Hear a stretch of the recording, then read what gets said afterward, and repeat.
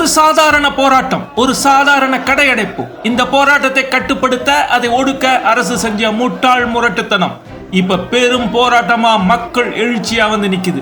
எங்கே? பாகிஸ்தான்ல.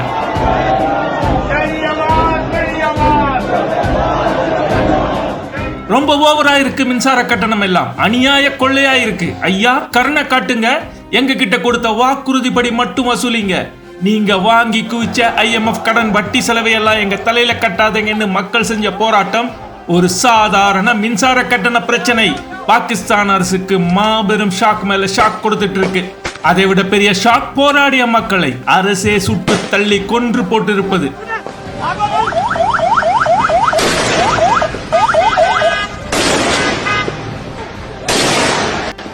என்னதான் நடக்குது பாகிஸ்தான்ல? பாகிஸ்தான் அரசை அலற விட்டு இருக்கும் அந்த நிகழ்ச்சியை தான் இப்ப நம்ம நியூஸ் வியூ பாலிடிக்ஸ்ல பார்க்க போறோம். 1947 நாம நாட்டை ரெண்டா பிரிச்சு மத அடிப்படையில் பாகிஸ்தான் அப்படின்னு ஒரு நாட்டை உருவாக்கி கொடுத்ததுமே அவங்க முதல்ல செஞ்ச ஒரு விஷயம் நம்ம காஷ்மீரின் ஒரு பகுதியை ஆக்கிரமிச்சதுதான். ஆனா அன்றைய இந்திய அரசு ஆபரேஷன் சிந்தூர் போல அதிரடி காட்ட மனசு இல்லாம ஐநா சபைக்கு போய் அழுது புலம்பிட்டு இருந்தாங்க. சரி விடுங்க, அது வேற விஷயம். இந்த ஆக்கிரமிப்பு காஷ்மீர் பகுதியில் ஓடும் ஜீலம் நதியில 1961 மங்களா அணை அப்படின்னு ஒரு அணையை கட்டிச்சு பாகிஸ்தான் அரசு. கூடவே அதில் மின்சாரத்தையும் உற்பத்தி செஞ்சிச்சு. இதற்காக நிலத்தை கையகப்படுத்தும் போது மக்கள் கிட்ட இருந்து எந்த பிரச்சனையும் வந்துடக்கூடாதுன்னு ஒரு ஐடியா பண்ணிச்சு பாகிஸ்தான் அரசு. இந்த அணையிலிருந்து உற்பத்தியாகும் மின்சாரத்தை தயாரிப்பு செலவிலேயே, அதாவது 2 ரூபாய்க்கு 1 யூனிட் கரண்ட் கொடுப்போம் என்று அந்த பகுதி மக்களுக்கு ஒரு உறுதிமொழியும் கொடுத்துச்சு. ஆனா பாவம், காற்றில் பறக்க விட கொடுக்கப்படுவதுதான் உறுதிமொழிகள் அப்படின்னு தெரியாத அந்த அப்பாவி மக்களும் கரண்ட் கிடைச்சா நமக்கு தானே நன்மைன்னு அணை கட்ட நிலத்தை கொடுத்துட்டாங்க. அணையும் கட்டியாச்சு, மின்சாரத்தையும் உற்பத்தி பண்ணியாச்சு. ஆனால் இப்போது அந்த வாக்குறுதியை காற்றில் பறக்க விட்டுடுச்சு பாகிஸ்தான் அரசு. இந்த உள்ளூர் வாசிகளுக்கு சொன்னபடி 2 ரூபாய்க்கு பதிலா 1 யூனிட்டுக்கு 45 முதல் 60 ரூபாய் வரை கட்டணம் நிர்ணயித்து கட்டாய வசூல் பண்ணிக்கிட்டு இருக்காங்க. அது மட்டுமல்ல, உள்ளூர் மக்களுக்கு கொடுக்க வேண்டிய மலிவான கரண்டை பஞ்சாப் மாகாணத்தில் இருக்கிற மேல்தட்டு பணக்கார கூட்டங்களுக்கும் மிலிட்டரி ஆபீசர்களுக்கும் வாரி வழங்குது. ஆனா பாவம், நிலத்தை கொடுத்த மக்கள் கரண்ட் கட்டல மெழுகுவர்த்தி வெளிச்சத்துல வாழ்ந்துகிட்டு இருக்காங்க. இதுதான் கொடுத்த வாக்குறுதியை மறந்து அரசு செஞ்ச துரோகம் தான் மக்கள் கொந்தளிப்பிற்கு காரணமாயிடுச்சு. இங்கே சில பேருக்கு ஒரு கேள்வி வரலாம். விலை என்றால் ஏறத்தானே செய்யும், அரசாங்கம்னா வரி போடத்தானே செய்யும், அதுல என்ன தப்பு அப்படின்னு. நல்ல நியாயமான கேள்விதான். ஆனா வாக்குரிமை கூட இல்லாத இந்த மக்கள் மீது ஒட்டுமொத்த பாகிஸ்தானின் கடன் சுமையை திணிக்கலாமா? என்ன ஷாக் ஆயிட்டீங்களா? உண்மை அதுதான். இந்த ஆக்கிரமிப்பு ஜம்மு காஷ்மீர் மற்றும் பாலுசிஸ்தான் பகுதி மக்களுக்கு வாக்குரிமை கிடையாது. பாகிஸ்தானின் தேசிய அசெம்பிளியில இவங்களுக்குன்னு ஒரு பிரதிநிதி கூட கிடையாது.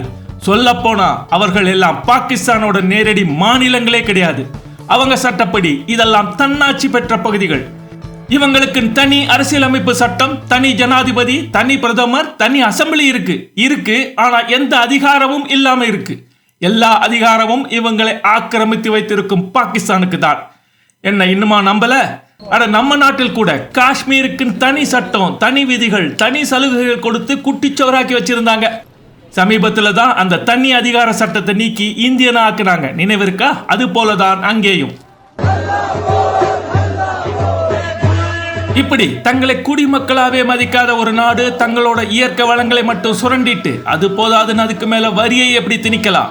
பிரதிநிதித்துவம் இல்லாத வரி விதிப்பு, அப்பட்டமான பகற்கொள்ளை அப்படின்னு தான் இந்த மக்கள் ஒட்டுமொத்தமா கொதிச்சு போய் நிக்கிறாங்க. எங்க தண்ணியில தயாராகிற கரண்ட்டுக்கு நாங்க எதுக்கு IMF டாக்ஸ் கட்டணும்னு மக்கள் டோட்டலா எரிமலை மாதிரி வெடிச்சிட்டாங்க.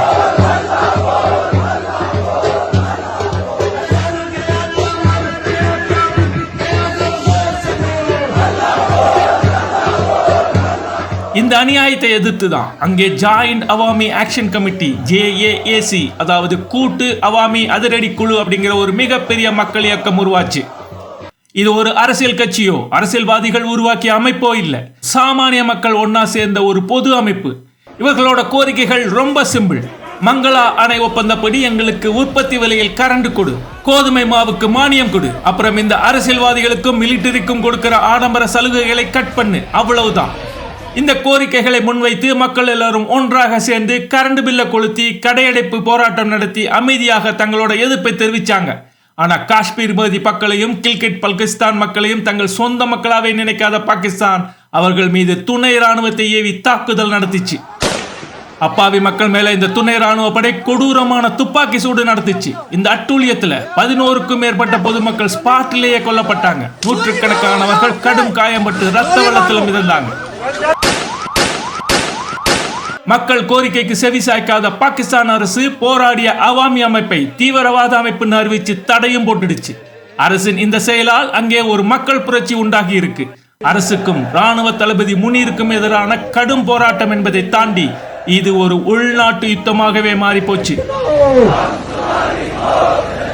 துப்பாக்கி சூடையும் நடத்திட்டு இந்த விஷயம் எல்லாம் உலகுக்கு தெரிஞ்சிடக்கூடாதுன்னு இன்டர்நெட் நெட்வொர்க் எல்லாத்தையும் டோட்டலா கட் பண்ணிட்டாங்க.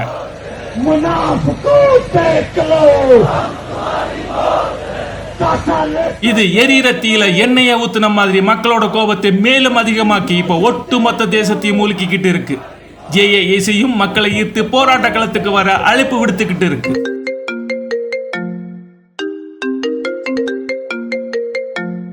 இந்த கட்டண உயர்வும் கோதுமை பற்றாக்குறையும் தான் மக்களின் கோபத்துக்கு காரணமா என்றால் இல்லை என்கிறார்கள் அரசியல் நிபுணர்கள். கடந்த சில வருடங்களாகவே கடும் உணவு பற்றாக்குறை ஏற்பட்டு கோதுமைக்கு சண்டை போடும் அவல நிலையில் இருக்கும் மக்களுக்கு அரசின் மீதான கோபம் பாகிஸ்தான் உள்ளுக்குள்ளே இருக்கும் சாதி இன பாகுபாடுகளால் உச்ச நிலையை தொட்டுடுச்சு. நாட்டோட ஒட்டுமொத்த அதிகாரமும் பஞ்சாபி மேல்தட்டு மக்கள் மற்றும் பணக்கார கூட்டங்களோட கையில மட்டும்தான் குவிஞ்சு கிடக்கு. பல வருஷங்களாக பலூச்சிகள், பஷ்டூன்கள், சிந்திகள் அப்புறம் பிஓஜிகே பகுதியில் வாழ்ற மக்கள் எல்லோரையும் இந்த நாட்டில் செகண்ட் கிளாஸ் சிட்டிசனா தான் நடத்துறாங்க. இந்த கோபமே இந்த மக்கள் புரட்சிக்கு முக்கிய காரணமாக பார்க்கப்படுகிறது. சொந்த மக்களுக்கு எதிராகவே உள்நாட்டு போர் நடத்திக்கிட்டு இருக்கிற இஸ்லாமாபாத் இன்னொரு பக்கம் இந்தியாவோடும் ஆப்கானிஸ்தானோடும் போர் நடத்தி பொருளாதாரத்தை நாசமாக்கி வச்சிருக்கு. விலைவாசிகள் கடுமையா உயர்ந்து இன்ஃபிளேஷன் டபுள் டிஜிட்டை தாண்டி 11.7% உயர்ந்து மக்களை வதச்சிக்கிட்டு இருக்கு. ஒரு ஒப்பீட்டுக்குன்னு பார்த்தா இந்தியாவின் இன்ஃபிளேஷன் இப்போ 4.3% தான். இதுக்கே நமக்கு மூச்சு முட்டுது. அப்போ பாகிஸ்தான் மக்களோட நிலைமை சமீப கால இந்தியாவில் அதிகபட்சமா 2013 தான் சீர்மிகு யூபிஏ 2 காலத்துல தான் 10.2% இருந்துச்சு இன்ஃபிளேஷன். இப்போ பாகிஸ்தான் அதை விட பெரிய அலங்கோலமா இருக்கு.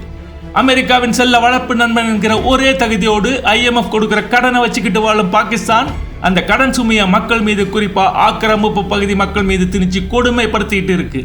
அதன் விளைவுதான் இந்த போராட்டங்களும் அமைதியின்மையும். 1947 ஒரே நேரத்தில் சுதந்திரம் வாங்கின 2 நாடுகளோட இந்திய நிலைமை நமக்கெல்லாம் ஒரு மிகப்பெரிய பாடம். இங்கே இருக்கும் சில பல பாகிஸ்தான் காதலர்கள் இந்தியாவையும் அந்த பாதையிலே இழுத்து போக கடுமையா முயற்சிக்கிறாங்க என்றாலும் உலகமே அண்ணாந்து பார்க்கிற அளவுக்கு விசுவ ரூபம் எடுத்து நிற்குது பாரதம். அமைதி, ஸ்டெபிலிட்டி, அசுர வளர்ச்சியோடு குளோபல் அடையாளமா இந்தியா நிமிர்ந்து நிற்கிறது. ஆனா பாருங்க, எப்பேற்பட்ட நாடு பாகிஸ்தான். தீவிரவாத கூட்டத்தையே ஏவி விட்டு மற்ற நாடுகளோட அமைதியை குலைக்கும் திறமை வந்த அந்த நாட்டுக்கே அந்த நாட்டிலேயே பிரச்சனைன்னு நினைக்கும் போது கொஞ்சம் ஜாலியா தான் இருக்கு இல்ல? சின்ன சின்ன விலையேற்றங்களுக்காக, பிரச்சனைகளுக்காக அரசியல் கழிவுகளை தின்ன வரும் காக்ரோச்களையும் அதை உருவாக்கி அனுப்பி வைக்கும் கூட்டத்தினிடமும் ஏமாறாமல் விழிப்பா இருக்கணும் நாம. என்ன இந்த பதிவு பிடிச்சிருக்கா? லைக் போட்டு உங்க கருத்தை கமெண்ட்ல சொல்லுங்க. இந்த கருத்துகளுக்கு எதிர்கருத்து இருந்தா முக்கியமா சொல்லுங்க. இது வியூஸ் நவ் பொலிட்டிக்கல்.